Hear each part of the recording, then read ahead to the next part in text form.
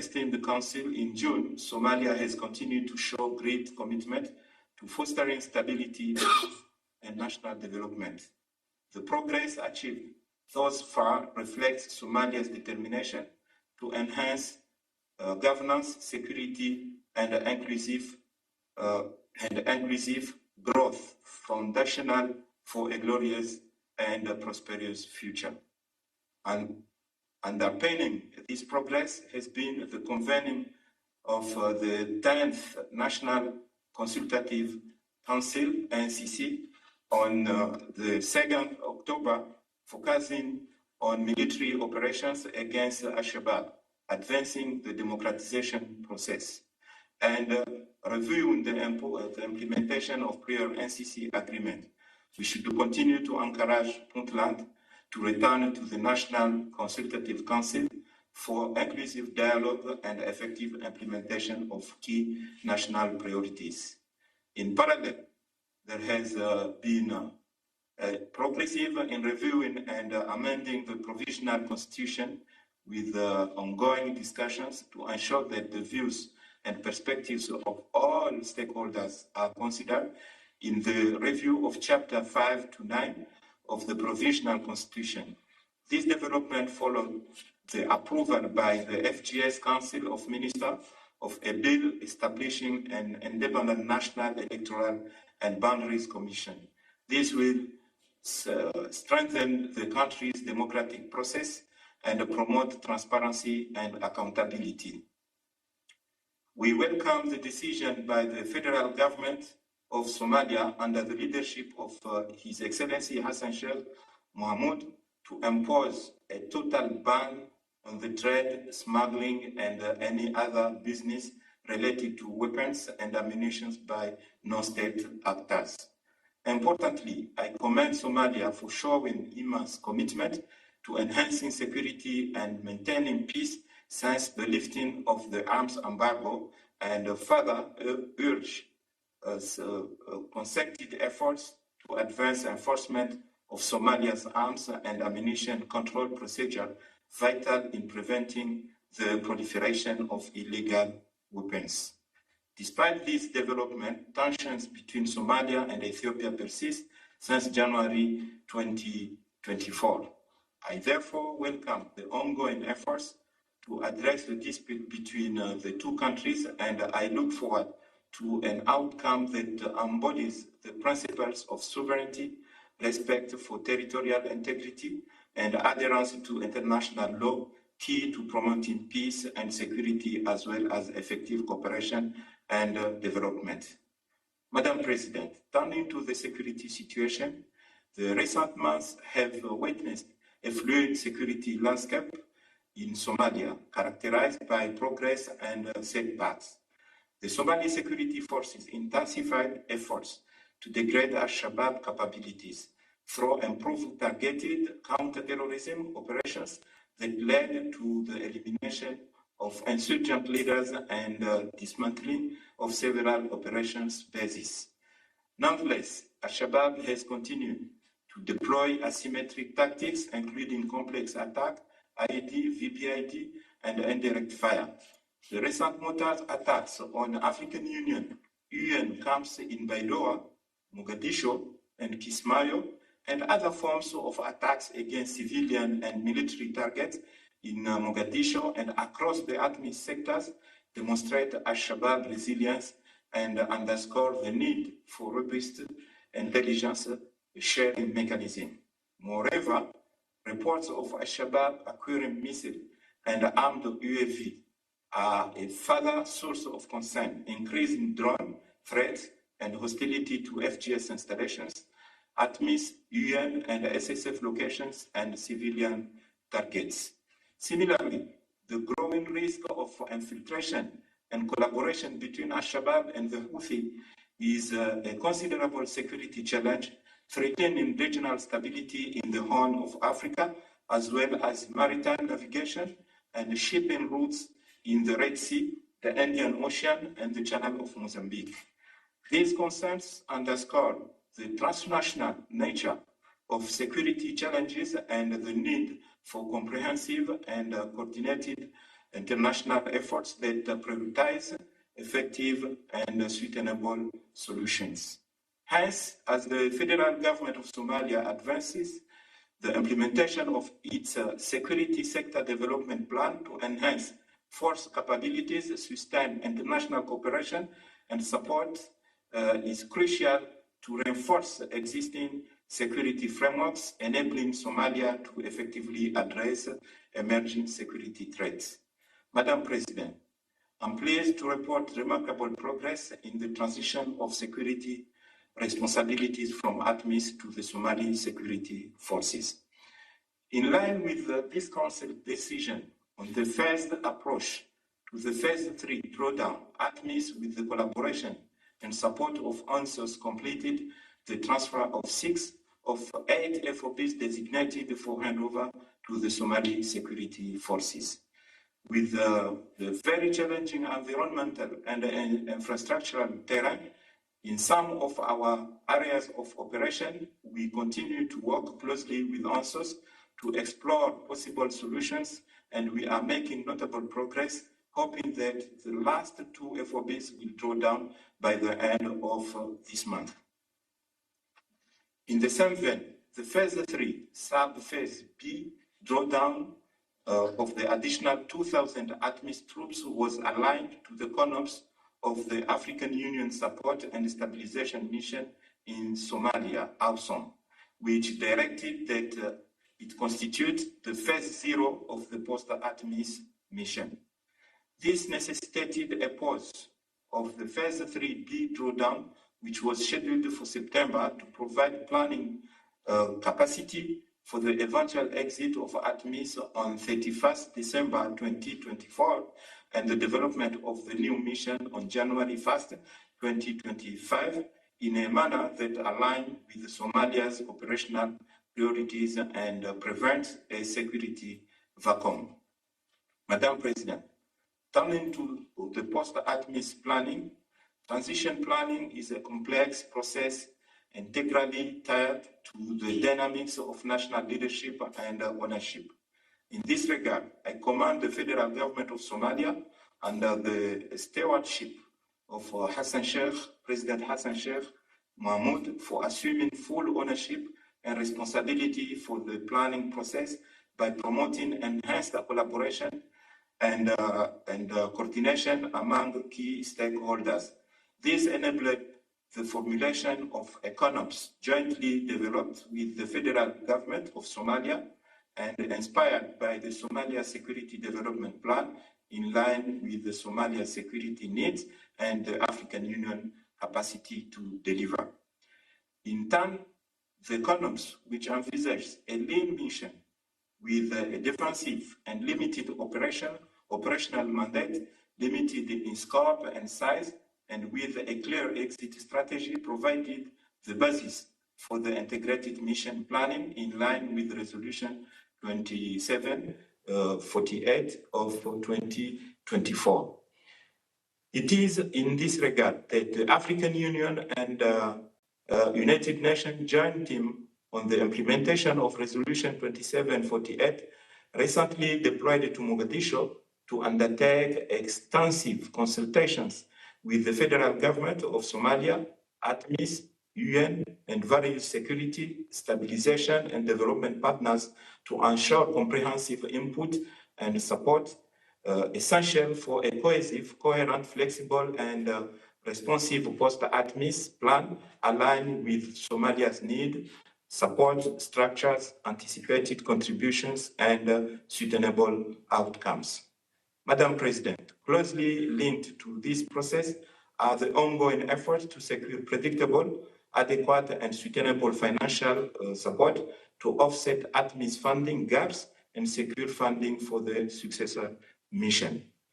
Cognizant of the current financial constraints and competing priorities, the African Union adopted a multi-phased approach to resource mobilization, focusing on innovative funding sources and partnerships that enhance operational capacity. Hence, in collaboration with the United Nations, the African Union established a task force on the implementation of Resolution 2719. This is supplemented by the decision of the chairperson of the African Union to designate the African Union High Representative for Financing of the Union and the Peace Fund to propose financing options for the transition from ATMIS to AUSOM. It is in continuation of these efforts that I thank all the partners, states and organizations who have supported the African Union intervention in Somalia, both financially and in kind, and call for sustained backing to maintain ATMIS, SSF, and ANSOS effectiveness. This will ensure that the ongoing integrated planning for the post-ATMIS mission and the ensuing operational plans are adequately funded and resources to sustainably meet their goal. Madam President, as I conclude, I would like to underscore that despite challenges, there are clear opportunities to consolidate and further progress. The next 2 months to the end of this year will be a crucial period for Somalia. They will necessitate collective action and partnership key to shaping the future of this resilient nation. In this regard, I remain deeply convinced that the determination of President Hassan Sheikh Mohamud to build trust and consensus and foster a culture of shared commitment and responsibility with all stakeholders to address emerging issues will be essential to sustain the fight against Al-Shabaab and offer the best possible condition for a smooth transition. I consequently call upon this Council to reaffirm its support for Somalia and to continue encouraging sustained international support, including targeted capacity building to national state building initiatives as Somalia navigates its path towards sustainable peace, stability, and development. Merci beaucoup, Madame la Présidente. I thank you. Thank you very much, Madam Je President. remercie Son Excellence, I thank Monsieur His Excellency, Elamine Mr. Elamine Souef, de son Souef, for exposé. his briefing. Et j'ai maintenant le plaisir de donner la parole à I'm now Madame pleased Ilvat to give the Elman. floor to Vous avez la Ms. parole. Ilwad Elman. You have the floor. Madam President, Excellencies, distinguished members of the Security Council, it's an honor to be here with you today.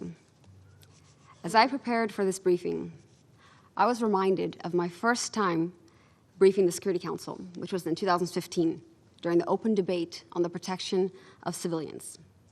Reflecting on the situation in Somalia then, and my appeals to this esteemed body, I was struck by the political, economic, environmental, and security reforms that Somalia has undertaken since then.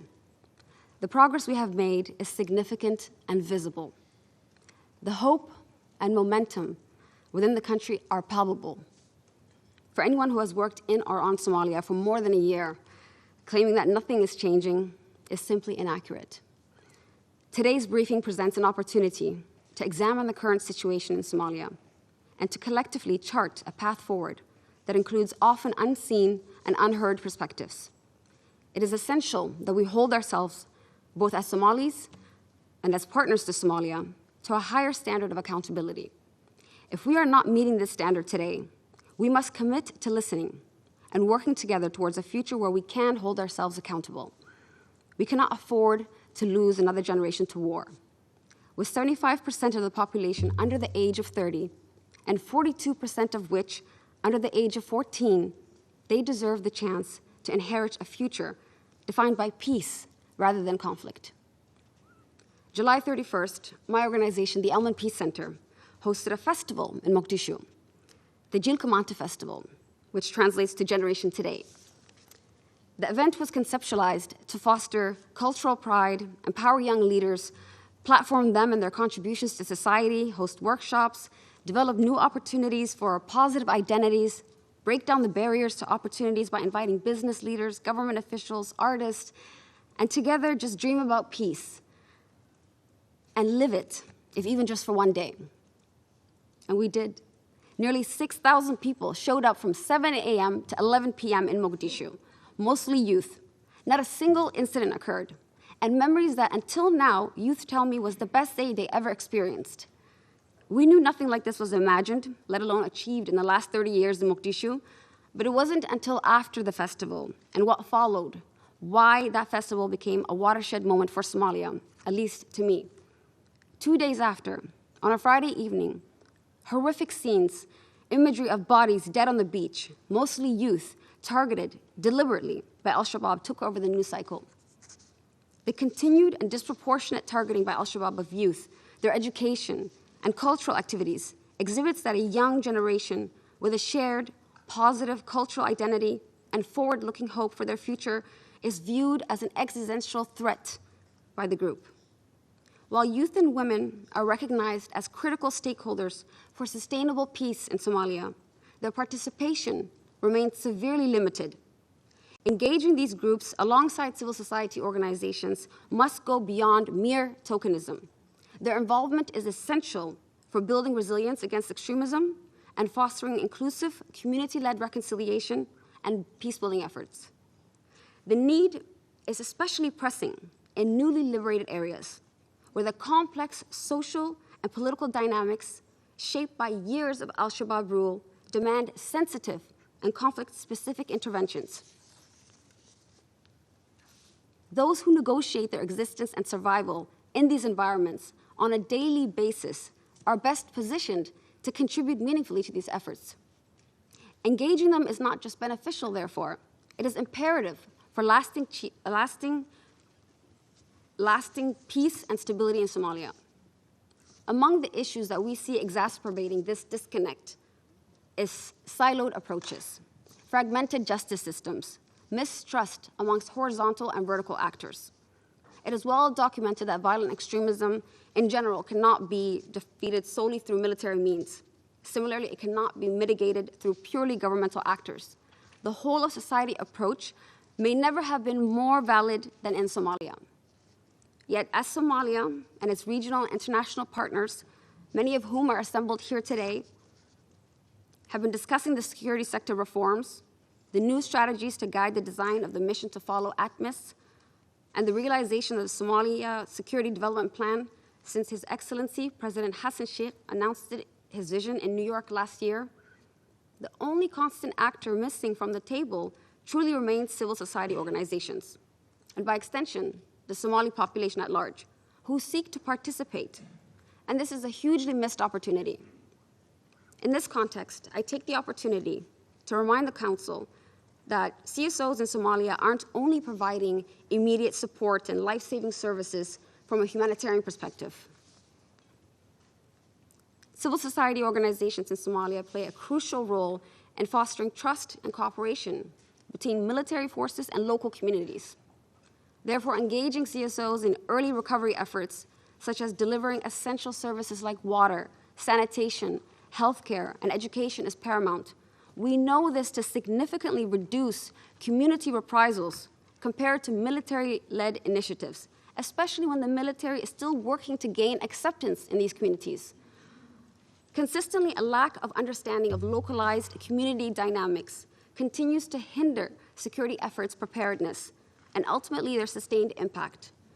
By incorporating the perspectives of CSOs, security actors can develop a more nuanced threat assessment that accurately reflects local drivers of extremism. Collaborating with CSOs for joint assessments not only provides access to communities, but also yields vital insights that better inform stabilization strategies.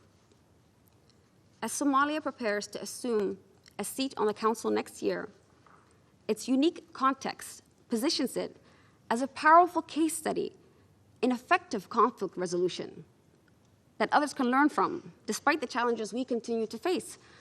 There are many documented lessons and best practices, grassroots solutions to seemingly intractable conflicts born out of necessity and tested over decades in Somalia that offer invaluable, practical lessons relevant for addressing the rising tide of armed conflicts globally.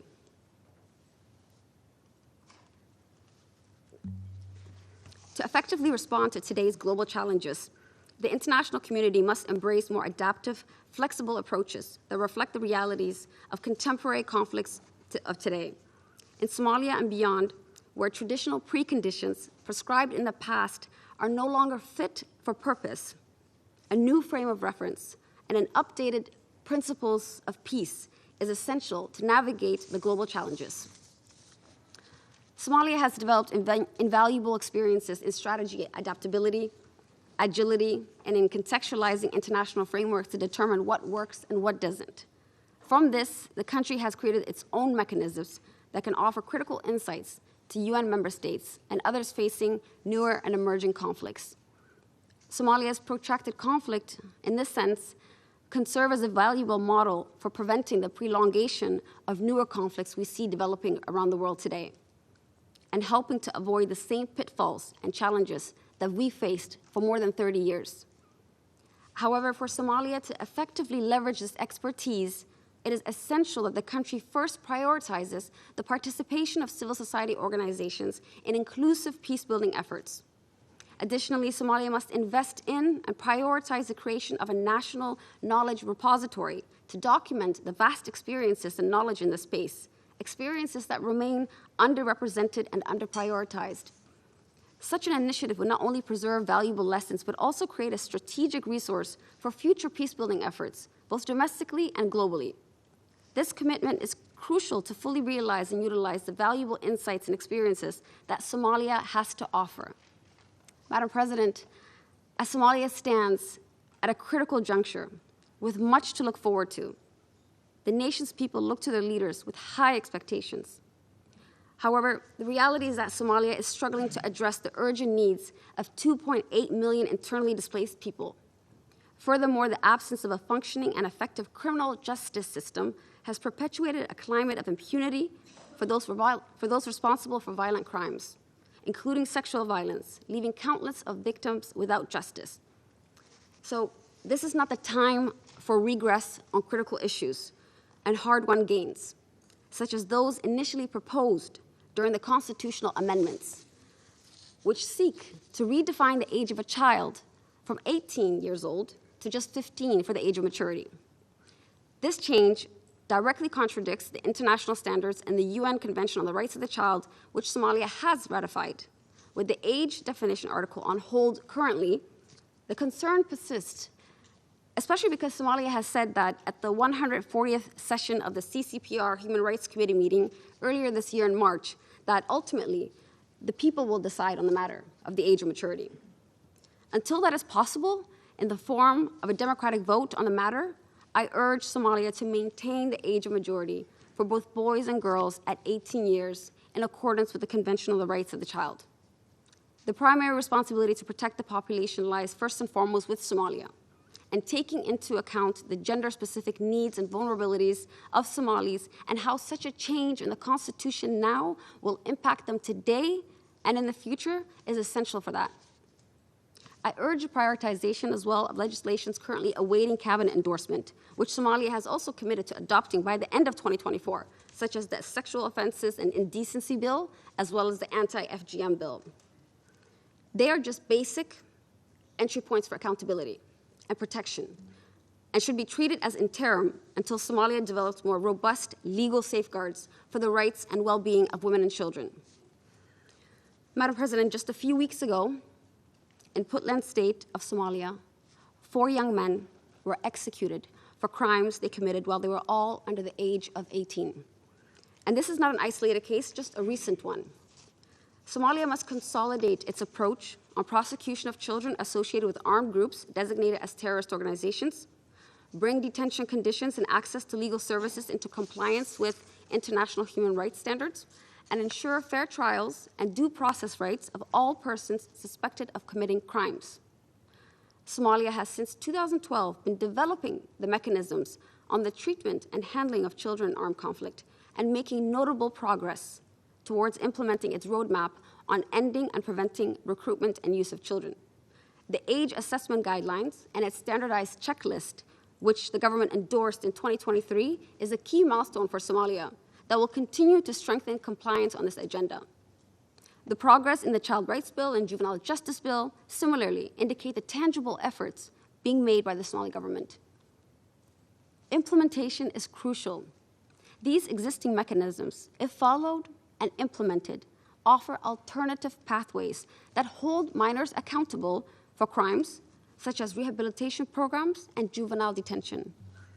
I have witnessed firsthand how the implementation of these mechanisms not only safeguards children throughout their reintegration, but also has significant implications for transitional justice and the prevention of violent extremism. These efforts foster proactive and comprehensive joint action for conflict prevention between governments and civil society, creating a stronger, more resilient community. By prioritizing the protection and reintegration of children, we lay the groundwork for lasting peace and stability.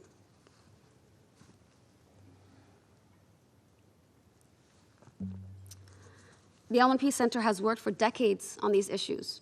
Our Drop the Gun, Pick Up the Pen campaign started in the 90s and lauded as Somalia's first disarmament program, initiated and led by the community, continues to this day. And with great collaboration with the Child Protection Screening Unit of the Ministry of Internal Security and UNICEF, we have been actively working to support children associated with armed forces and groups. And as the Somali government progresses in implementing non-judicial measures for children associated with armed groups and accelerates the handovers of these children from custody, similar advancements are expected from the international community and United Nations agencies tasked with this agenda. The lack of resource and support for children in armed conflict in Somalia is unacceptable, particularly as the government conducts more military operations and subsequently encounters more children and is increasingly expediting the release from detention into child-friendly care. Civil society is struggling to meet the resulting demand with the current funding allocated for child protection and armed conflict programming. With budget allocations and mandate renewals heavily focused on military spending, it is imperative to assess the proportion of these funds dedicated to child protection, social safety nets, resilience, and sustainable peace. Madam President, last month, the Elman Peace Center hosted a Women's Peace Forum in Mogadishu, and we brought together over 100 women leaders from across all federal member states in Somalia. We were honored by the presence of His Excellency General Bashir Mohammed Jama, the Minister of Family Affairs and Human Rights and Development, the EU Ambassador, and other distinguished guests to discuss the implementation of UN Security Council Resolution 1325. Women, including young leaders from newly liberated areas like Bahdo and Burtinle, delivered a powerful call for meaningful participation in peace processes. They presented actionable recommendations, including the urgent need to abandon the limiting narrative that confines women's role to soft security positions, thereby preventing their full participation across all pillars of 1325. The misuse of weapons, particularly in fueling gender-based violence, demands accountability and transparency in the flow of arms. Yet disarmament and arms control are insufficiently integrated into 1325 action plans. A gender-sensitive approach to disarmament, anchored in a strong normative framework, could be transformative for Somalia if systematically implemented. Somalia's nascent and fragile peace cannot be sustained in an environment where the general populace is excluded from the processes that ensure their well-being. Madam President, esteemed colleagues, this briefing comes at a pivotal moment for Somalia. As the country prepares to take a seat on the Security Council next year, we must recognize that sustainable peace requires a bottom-up approach, one that is internally driven, culturally rooted, and locally facilitated. This vision for a sustainable peace in Somalia cannot be realized with the active and meaningful participation of the majority of its population, which is youth and women. I urge the members of this council to not only support the call for inclusive peace processes in Somalia, but to contribute concretely to its realization. This can be achieved through dedicated resources, seconding Somali expertise, and deploying specialists on critical issues like women, peace, and security, on children and armed conflict, especially as Somalia prepares for its Security Council seat. I also recommend strengthening the Somalia mission's engagement with Somali civil society organizations, for more accurate, timely community analysis and deeper cooperation. Many CSOs, including myself, are very eager to collaborate with the mission to provide on-the-ground insights that can inform effective peace-building strategies. Additionally, I urge member states to move beyond expressions of solidarity and provide the financial and technical support necessary to sustain Somalia's progress. This includes allocating resources for peace-building functions and ensuring that the mandates related to peace, security, and human rights are well-resourced and effectively implemented. Close collaboration with CSOs is vital for this, to ensure that peace-building is inclusive, locally driven, and aligned with the needs of the Somali communities. Thank you for your attention. Je remercie Madame Bellman de son exposé For her briefing. et je donne maintenant la parole aux membres du Conseil qui souhaitent faire une déclaration. Et je commence par donner la parole au collègue du Royaume-Uni. To the colleague from the United Kingdom. Thank you, President. And I thank SOSG Swan, Special Representative Suef, and Ms. Elman for their briefing today. I also welcome His Excellency Mr. Ahmed Mawalin Fiki Ahmed, Foreign Minister of Somalia, to the Council. I'll make 4 points on behalf of the UK. First, we express our deepest condolences to the families of the 37 civilians killed in al-Shabaab's horrific attack on Mogadishu's Lido beach on the 2nd of August, and of all other civilians killed in Somalia in recent months. We commend the continued efforts of the federal government of Somalia to tackle al-Shabaab. Second, we thank Somalia and the UN for their consultation on the future of the UNSOM mandate. As we look towards UNSOM's 2-year transition, the UK is working with stakeholders to ensure a gradual, responsible and sustainable drawdown of the mission, including the progressive and phased transfer of the mission's tasks to the federal government of Somalia, the UN country team, and other relevant stakeholders.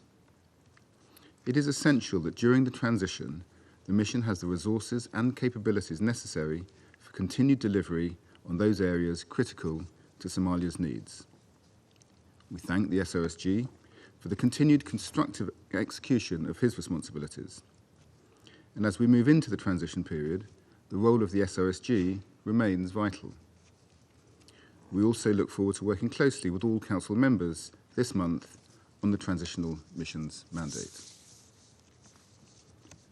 Third, we note the upcoming federal member state elections.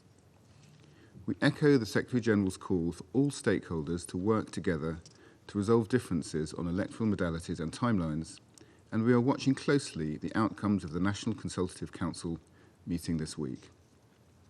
I support Ms. Elman's comments on the importance of an approach inclusive of civil society, women and youth in Somalia's political and peace-building processes. Fourth, we welcome the continued progress on the planning for the African Union-led successor mission to ATMIS. We underline the importance of the UN and AU consulting broadly, in line with Resolution 2748, to ensure the overall mission design and financing options are viable and deliverable. We look forward to next week's interim update and the detailed reporting on the 15th of November. Finally, President, I would also like to welcome Somalia and all incoming members as they begin observing Council proceedings this month. We look forward to working closely with Somalia from January on the full range of Security Council business. I thank you. Je remercie le représentant du Royaume-Uni et je passe la parole au représentant des États-Unis. Thank you, Madam President. And thank you, Ambassadors Swan and Suef, for your briefings. And thank you to Ms. Ilwad Elman for your courage and insight today. I would also like to welcome Foreign Minister Fiki to this Council meeting. We look forward to working closely with you and with all incoming members of the Council. We commend UNSOM's leadership and the mission support to Somalia. The United States thanks the Joint Technical Team for examining modalities and a timeline for an UNSOM transition. We are reviewing the federal government of Somalia's proposal and look forward to further discussions in the coming weeks. Colleagues, UNSOM's role must reflect the progress Somalia has achieved, and we support updating elements of the mandate as appropriate. At the same time, peace building, reform, political reconciliation, and strengthening the rule of law remain critical issues where more work is needed. A special political mission mandated to support Somali-led efforts is needed to advance progress on these fronts in the midst of insecurity, tense regional dynamics, and a dire humanitarian situation. Colleagues, reaching an agreement on a post-ATMIS force is urgent. We welcome international consensus in support of the AU Support and Stabilization Mission in Somalia, the follow-on mission to ATMIS, and urge stakeholders to complete the necessary transition planning as soon as possible. The international community must maintain focus on this transition, which is critical to our shared security. We recognize some have advocated for applying the UN Security Council Resolution 2719 framework to the new AU mission. This is not the time or place to apply 2719. We must coordinate closely to ensure the requisite mechanisms are fully in place in order to set a future 2719 mission up for success. We believe, and many partners agree, that we must avoid premature application of the framework, which would undermine its credibility. Successful application will be critical to maintaining international confidence in and support for this tool in the long run.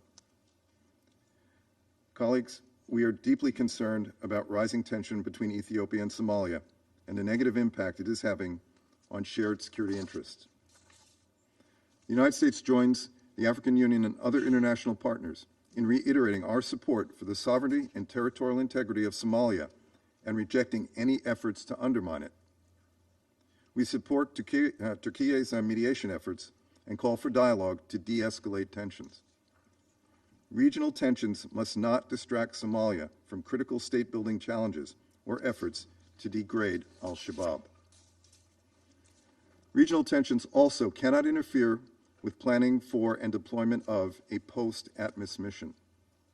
We cannot risk the creation of dangerous security gaps, which could worsen the humanitarian situation, or the additional expenses that would be associated with changes in troop contributors.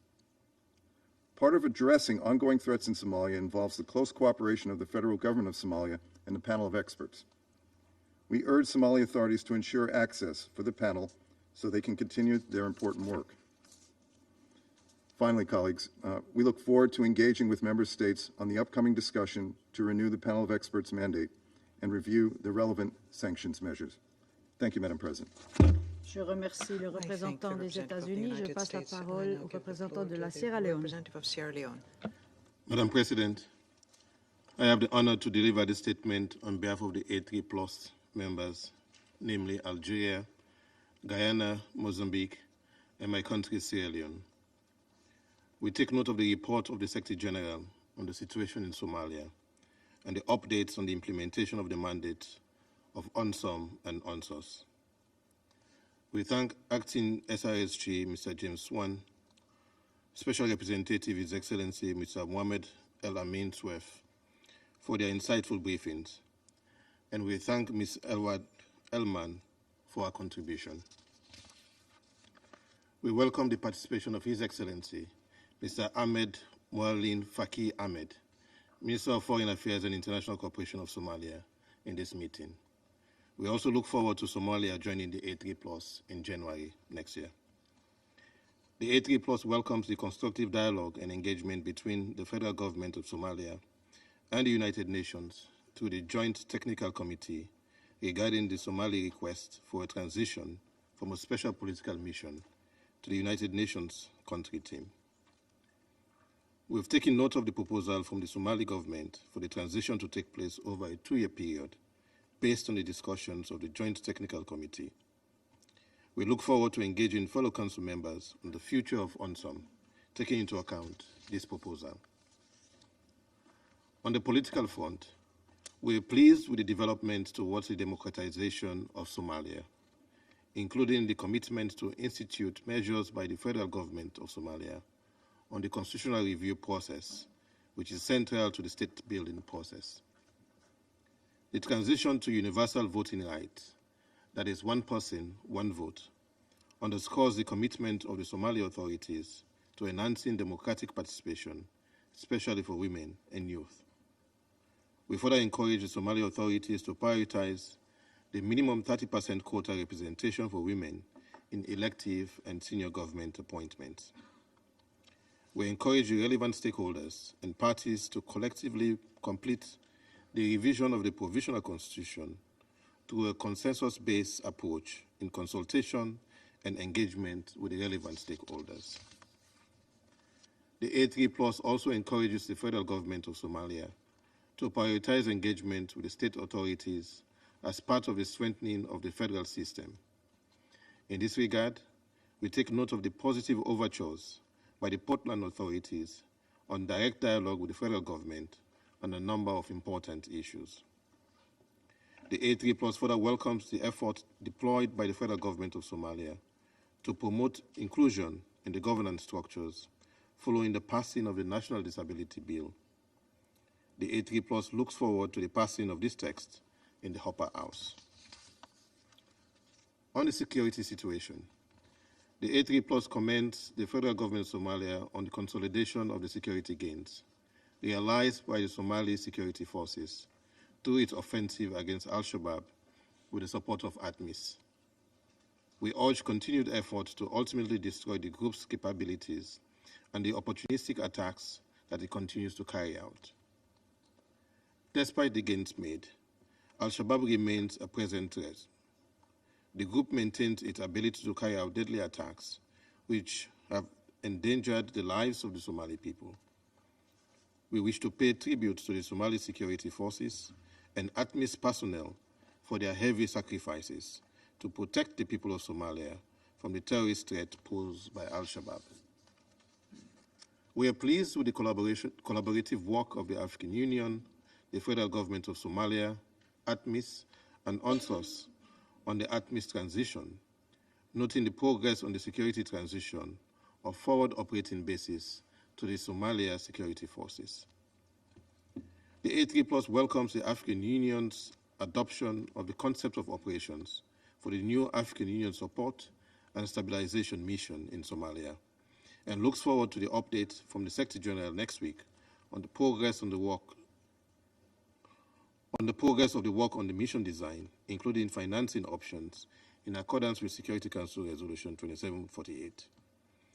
On this latter point, we stress the importance of predictable and sustainable financing for the new mission and encourage all stakeholders to commit to building on the peace gains in Somalia thus far, including through the tangible support for the new mission. On the economic situation, the A3+ commends the federal government of Somalia for 10 years of significant achievements, including in domestic revenue mobilization, public finance management, and good governance. The approval of the income tax bill is also very commendable. We stress that strengthening the security environment is critical for preserving and building on these achievements. Nevertheless, we are concerned about the humanitarian situation in Somalia, which remains there due to recurrent and intensifying climate shocks, conflict, and disease outbreaks. These conditions have led to water scarcity, diminished crop yields, displacement, and the proliferation of diseases. We are also concerned about the level of internal displacement and the state of food insecurity. In this regard, we call on development and other partners to scale up funding on the humanitarian response plan, which is only 37.1% funded at the moment. In conclusion, Madam President, the A3+ would like to express its appreciation to the African Union, to UNSOM, UNSOS, and the European Union, and all regional and international partners for their collaborative efforts in supporting Somalia in its peace-building journey. And I thank you. Je remercie le représentant de la Sierra Leone et je passe maintenant la parole à la représentante de Malte. The representative of Malta. And I also thank Acting SRSG Swan, AU Special Representative Suef, and Ms. Elman for their briefings. I also welcome the Foreign Minister of Somalia to the Chamber. Malta welcomes ongoing discussions concerning UNSOM's transition with the federal government of Somalia. These include recent efforts towards a smooth transfer of responsibilities. We value the work of UNSOM, particularly its technical, financial and logistical support for reconciliation efforts. The collaborative agreements with the Galmudug state on disputed lands and capacity building and training in the rule of law and countering violent extremism are critical tools in this transition. UNSOM's assistance has also been pivotal in drafting the electoral legal framework. As stated by the Secretary-General, an inclusive and implementable electoral framework is of fundamental importance. Safeguarding the political rights of women and ensuring a minimum 30% quota for women in elected positions and appointed bodies must be maintained. Malta reaffirms the importance of women's participation in Somalia's political processes. And as we have heard today from Ms. Elman, their engagement is essential for lasting peace in Somalia. We support recent efforts towards the finalization of the bill on female genital mutilation and commend the inclusive consultation process led by the Ministry of Women and Human Rights Development, supported by UNFPA. On the other hand, we are deeply concerned about the trafficking of young girls for forced marriages to Al-Shabaab members and other incidents of conflict-related sexual violence. We are also alarmed by recurrent forced evictions of displaced people. We welcome all efforts to end CRSV, enhance survivor support, and strengthen the relevant legal, policy, and institutional frameworks. President, children's needs in the face of alarming violations cannot be overlooked. Malta urges Somali authorities and international partners to prioritize child protection in the transition. On 17 August, 4 young adults in Galkayo, Puntland, were executed after being convicted and sentenced to death for crimes committed while they were under 18 and associated with Al-Shabaab. This is deeply troubling. The Puntland Age Verification Committee advised against the death penalty, and the UN is actively engaging with Puntland authorities, urging compliance with due process for all young adults associated with armed groups when they were minors. In this vein, Malta advocates for a moratorium on such executions. The repeated use of improvised explosive devices by Al-Shabaab also remains a significant threat to Somalia's security. The attack on Lido Beach and the group escalated attacks in recent months, resulting in a 367% increase in civilian casualties, warrants our urgent attention. At the regional level, we take this occasion to commend the recent talks between Ethiopia and Somalia, facilitated by Turkey. We encourage continued dialogue between these neighbouring states as part of broader efforts to promote regional peace and security. President, Somalia is also grappling with climate change challenges, perhaps some of the most devastating impacts, globally adding yet another layer to its security and humanitarian situation. We welcome recent efforts by the Green Climate Fund and their pledge of $100 million for local climate adaptation plans. Malta continues to stress the need for integrating climate resilience within security planning, recognizing the link between environmental challenges and regional instability. As an EU member state, Malta reaffirms the EU's strong partnership with Somalia, aimed at placing Somalia's ownership for its security at the centre. Since 2019, the EU has provided 5 packages of support to the Somali National Army, totaling €110 million. The EU will also stay engaged through financial support to the new AUSSOM, together with all security partners of Somalia, on the principle of burden sharing. In conclusion, let us continue to work collectively towards this next phase. I thank you. Je remercie la représentante de Malte et je invite à prendre la parole la représentante de Slovenie. Thank you, Madam President. Let me thank Acting Special Representative Swan and the African Union Special Representative Suf for their updates. I'm especially grateful for the testimony of Mrs. Alman, and I welcome the participation of the Minister of Foreign Affairs, Fiki, at this meeting.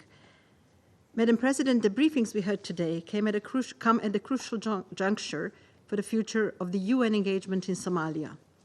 In this regard, allow me to make 3 points. First, I would like to express Slovenia's continuing support to UNSOM, UNSOS, and ATMIS.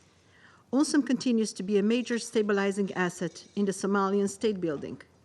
We especially commend UNSOM's technical support during the constitutional review process and the drafting of the electoral legislation, which will enable peaceful, inclusive, transparent, and credible elections. In this vein, we join Somali women parliamentarians, as well as the other women leaders and activists, in calling for a minimum of 30% women quota in elected positions and appointed bodies in state institutions.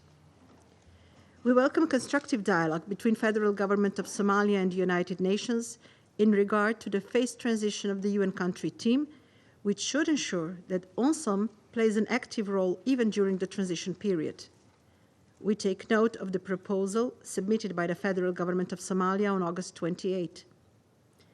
Federal government of Somalia and the United Nations should continue working together in preparation of a detailed transition plan and timeline in order to present it to the Council members in advance of the UNSOM's mandate renewal. Second, Slovenia expresses its utmost concern regarding the substantial increase of civilian casualties and displaced persons due to Al-Shabaab's attacks. Especially women and children continue to bear the heaviest brunt.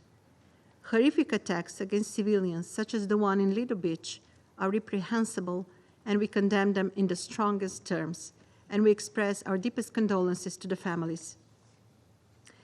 Violence undermines the fragile humanitarian situation, causing new displacements and new risks, particularly to vulnerable groups. We also pay respect to sacrifices made by members of the Somali security forces and ATMIS. Countering Al-Shabaab activities demands continuous and coordinated holistic approach while also addressing underlying conditions that enable the terrorist group to operate. Since the threat of terrorism is a regional concern, the response must be regional as well. We remain concerned over the persisting tensions between Somalia and Ethiopia. We urge both countries to de-escalate and refrain from any unilateral acts that could negatively affect their good neighborly relations. Only diplomacy and meaningful dialogue can lead to sustainable solutions of disputes. We also encourage both countries to engage in all mediation initiatives, including by the African Union and Turkey, in order to find peaceful solutions on mutually acceptable terms and in accordance with international law. We also take note of the adoption of the concept of operations by African Union for the follow-on mission to ATMIS. This represents a positive step towards avoiding any security vacuum that might appear after the final withdrawal of ATMIS in 3 months' time. The United Nations, African Union, Somalia, and all of its security partners should engage in a timely and constructive manner in order to prepare the overall design of the mission in line with the timetable from the Resolution 2748. And finally, Madam President, the negative effect of climate shocks on the populations of Somalia are a continuous concern. Extreme weather events are following each other in quicker and quicker cycles. Just this week, IGAD Climate Prediction and Application Center issued an exceptionally heavy rainfall warning for northern Somalia, which is expected to affect more than 250,000 people. Preparation of local climate adaptation plans in all federal states, supported by the Green Climate Fund, the World Food Programme's climate-smart interventions, are welcome steps in ensuring greater resilience to climate shocks. Although we welcome the decrease in the number of people in need, millions of people still face water crisis and food insecurity. We welcome the proactive approach of humanitarian agencies, including World Food Programme. This year, Slovenia allocated 280,000 euros through World Food Programme to alleviate food insecurity in the Horn of Africa. We also invite other donors to continue supporting humanitarian response in the field. Madam President, the next 3 months will be some of the most momentous for the future of Somalia. Slovenia stands ready to engage in order to further support the country on its path. I thank you. Je remercie la représentante de la Slovénie et j'invite le représentant de la France à prendre la parole. Madame la Présidente, je remercie M. Swan, Son Excellence M. Mohamed El Amin Souef, ainsi que Mme Elman pour leurs interventions. Je salue également la présence parmi nous aujourd'hui de M. Faki Ahmed, le ministre des Affaires étrangères et de la coopération internationale de la Somalie. Je tiens tout d'abord à exprimer toutes mes condoléances au gouvernement somalien et à son peuple suite aux dernières attaques perpétrées par Al-Shabaab, en particulier celle du 2 août dernier sur la plage de Lido à Mogadiscio, qui a fait de nombreuses victimes civiles. Cela nous rappelle la persistance de la menace Shabaab à laquelle la Somalie continue de faire face. Je salue la mobilisation du président somalien pour y répondre et lui assure notre plein soutien alors que le pays s'engage dans une importante évolution de son soutien extérieur. S'agissant de la MANUSOM, tout d'abord, la France a pris note du plan de transition proposé par les autorités somaliennes en vue d'un retrait progressif de la mission politique spéciale au cours des 2 prochaines années. La France se tient prête à accompagner cette transition afin qu'elle se déroule de manière concertée avec les Nations Unies. Les missions de la MANUSOM devront être transférées aux équipes pays ou aux autorités somaliennes sans que cela ne porte préjudice aux populations. La France est favorable à ce que le Conseil ajuste en conséquence le rythme de ses réunions sur le Somalie. S'agissant d'ATMIS, la France s'inquiète du calendrier contraint en vue de la définition de la mission qui remplacera ATMIS à compter du 1er janvier 2025. Les défis en Somalie doivent nous appeler à la plus grande vigilance afin que ces préparatifs n'accusent pas de retard au risque de créer un vide sécuritaire. La France étudiera avec attention le rapport préparé par les Nations Unies, l'Union africaine et la Somalie d'ici au 15 novembre prochain sur les contours possibles de cette future mission et sa stratégie de sortie, l'implication prévue de ses donateurs en son sein, son budget, son financement, ainsi que le soutien logistique qui lui sera fourni par les Nations Unies. Elle se tient prête à participer à ces discussions en vue de définir le modèle adéquat. La France demeure convaincue que seule une réponse conjointe et coordonnée de l'ensemble des partenaires de la Somalie permettra de soutenir avec efficacité les efforts de Mogadiscio pour endiguer la menace terroriste dans le respect du droit international. La société civile, en particulier les femmes, doivent y jouer un rôle essentiel. Avec l'Union européenne, partenaire clé de la Somalie, nous sommes mobilisés de longue date pour appuyer la future mission de manière équilibrée et soutenable. Nous appelons tous les partenaires de la Somalie à participer à cet effort. Madame la Présidente, la stabilité de la Somalie, essentielle à la paix et la sécurité dans la Corne de l'Afrique, nécessite un dialogue constant et apaisé avec l'ensemble des forces politiques somaliennes et les partenaires de la région, dans le respect de la souveraineté et de l'intégrité territoriale somalienne. Nous saluons à cet égard l'entrée prochaine de la Somalie au sein de ce Conseil et nous nous réjouissons de poursuivre notre engagement avec elle dans ce cadre. Je vous remercie. Je remercie le représentant de la France et j'invite la représentante de la Fédération de Russie à prendre la parole. Приветствуем участие в заседании министра иностранных дел и международного сотрудничества Сомали Ахмеда Муаллина Фики. Благодарим исполняющего обязанности специального представителя генсекретаря ООН Джеймса Свона и главу афромиротворческой миссии в этой стране Мохаммеда Эль-Амина Суэфа, а также госпожу Ильват Эльмин за их доклады и выступления.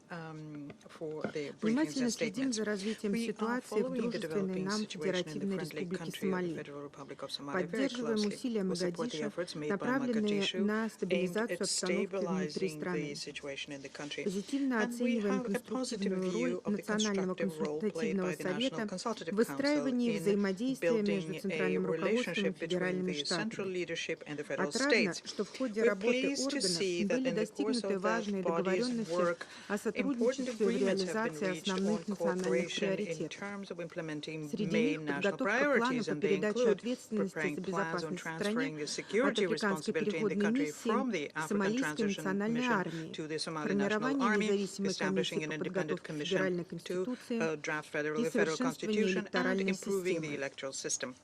Надеемся, что все участники политического процесса продолжат работу с целью формирования устойчивой модели федеративного устройства и нормализации положения в стране.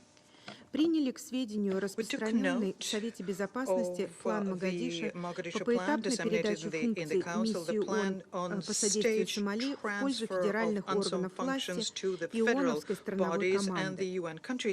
Исходим из того, что именно за правительством ФРС должно оставаться последнее слово при определении параметров деятельности спецполитмиссии в оговоренный двухгодичный срок. Рассчитываем, что британские пенхолдеры учтут позицию сомалийской стороны по данному вопросу. Госпожа председатель, завершение деятельности переходной миссии Африканского союза в Сомали и развертывание миссии по поддержке и стабилизации открывает новую страницу в истории панафриканских усилий по выправлению положения в Сомали. Высоко ценим последовательную работу Африканского союза на этом направлении. Самое важное сейчас — завершить в оставшиеся несколько месяцев процесс согласования между Сомали, Афросоюзом и ООН всех параметров дальнейшего присутствия афромиротворцев в рамках АУСОМ, включая, конечно, финансовый аспект. Полагаем, что необходимо задействовать все имеющиеся для этого возможности. Присутствие афромиротворцев в Сомали считаем одним из важнейших факторов сдерживания террористических угроз, экстремистской и иной противоправной деятельности, а также залогом поступательного движения к укреплению государственности Сомали.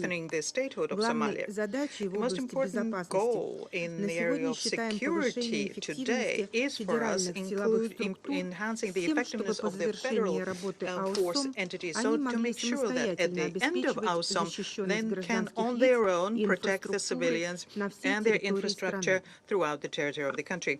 Серьезную обеспокоенность по-прежнему вызывает потенциал Аль-Шабаб. Террор-группировка продолжает совершать крупномасштабные атаки на правительственные объекты, подразделения Сомалийской национальной армии, а также гражданских лиц и сотрудников международных организаций. Решительно осуждаем терроратаки 28 сентября в Могадишо и в провинции Средняя Шабеля, в результате которых 6 человек погибли и еще 10 получили ранения. Предстоящие несколько месяцев будут иметь определяющее значение в контексте текущего положения на Африканском роге, где мы видим некоторые тревожные тенденции. Стабилизация обстановки там — общий знаменатель для всех стран региона, чьи позиции по тем или иным причинам сейчас расходятся. В этих условиях особое значение имеет слаженная работа ООНовского и Афросоюзовского присутствия в стране. Мы поддерживаем посреднические усилия, направленные на поиск взаимоприемлемых развязок между странами субрегиона. Надеемся, что они сумеют проявить мудрость и обеспечить должный учет интересов друг друга. Госпожа председатель, в заключение я хотела бы подчеркнуть нашу поддержку суверенитету, территориальной целостности и единству Сомали, а также выразить надежду на тесное сотрудничество с делегацией страны в свете предстоящего членства Сомали в Совете Безопасности ООН в предстоящие 2 года. Я благодарю за внимание. Je remercie la représentante de la Fédération de Russie et je passe la parole au représentant de la République de Corée. Madam President, I thank Acting SRS Swan, AU Special Representative Swap, and Ms. Elman for their informative briefings. I also welcome the participation of His Excellency Ambassador Fitch Ahmed, Minister of Foreign Affairs and International Cooperation of Somalia, in today's meeting. I look forward to working closely with Somalia as an incoming council member. The coming 3 months will be pivotal for Somalia as it navigates its state-building process with the key council decisions pending on the transition of UNSOM, the renewal of sanctions on Al-Shabaab, and the establishment of a successor mission to ATMIS. In this regard, I'd like to highlight the 4 key points. First, we recognize political developments and are encouraged by the commitment of the federal government of Somalia to these processes. We also welcome the convening of a high-level meeting of the National Consultative Council on October 2nd.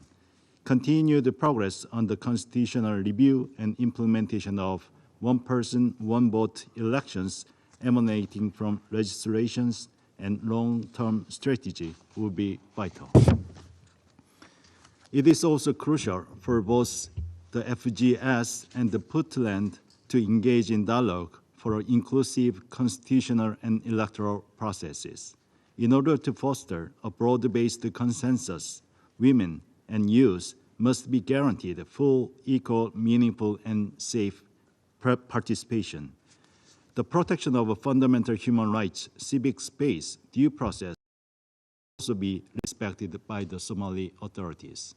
Second, addressing the ongoing alarming terrorist threat to Somalia's peace and security should continue without any vacuum. In this context, we are concerned about the ongoing regional tensions in the Horn of Africa, which complicate discussion on the succession mission to ATMIS. We commend Turkey's efforts to de-escalate tensions and call for continued diplomatic engagement. The international community should also collectively focus on establishing an effective, financially sustainable AU-led post-ATMIS mission authorized by Security Council. This is crucial to preserving the counter-terrorism security gains achieved by the ATMIS and Somali forces so far, and preventing any security vacuum after the withdrawal of the ATMIS. We look forward to Security General's upcoming report based on the recent joint AU-UN visit to Mogadishu on overall mission design for the proposed successor mission as requested in Resolution 2748. Third, the dire humanitarian situation exacerbated by the climate change demands urgent action. Nearly 4 million people are internally displaced in Somalia, 80% of whom are women and children facing severe risks of gender-based violence, sexual exploitation, and forced evictions. In response, Korea will contribute $2 million this year in support of these displaced women and children. Lastly, we take note of Secretary General's letter and FG's proposal on the transition of the UNSOM. The proposed 2-year transition allows limited time for a paced transfer of responsibility and support for elections planned in May 2026. UNSOM is a critical political arm in international community's comprehensive support to Somalia. We believe that some of its current mandate is useful in facilitating dialogue and reconciliation to resolve interclan conflict. Korea stands ready to engage constructively with the Council members for UNSOM's smooth and orderly transition. In conclusion, we reiterate our unwavering support for UNSOM, UNSOS, ATMIS, and key regional organizations to ensure a successful transition in Somalia. I thank you. Je remercie le représentant de la République de Corée et je passe la parole au représentant du Japon. Thank you, Madam President.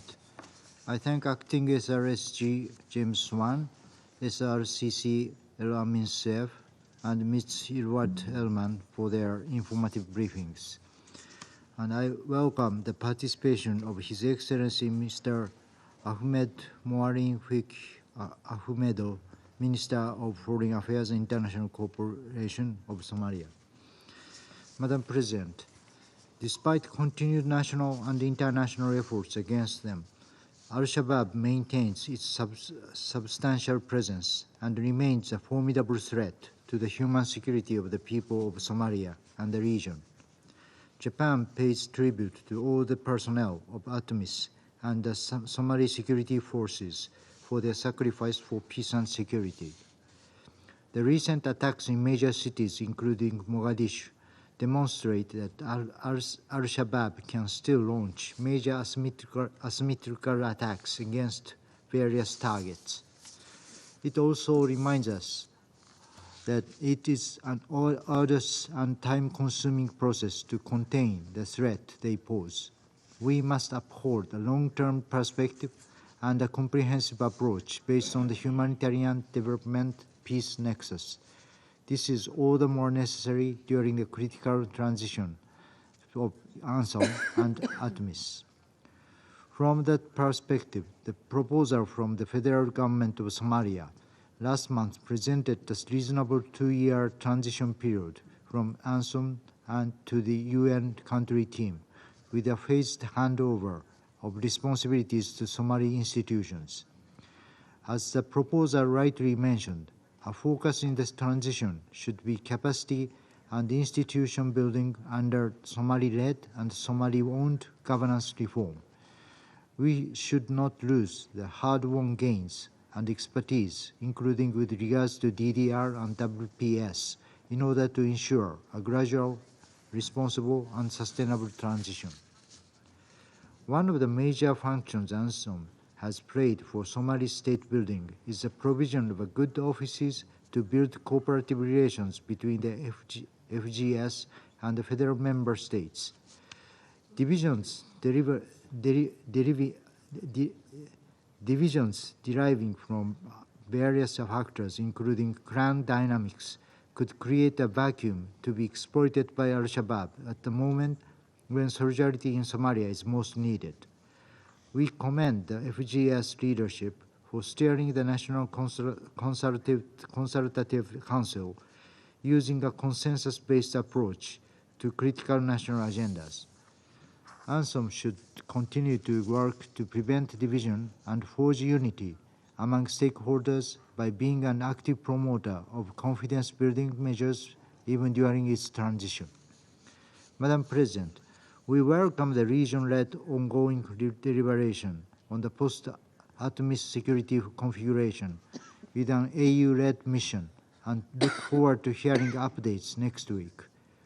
Whatever that configuration looks like, regional cooperation, especially support from the neighboring ATMIS troop contributing countries, is essential for success in Somali security transition.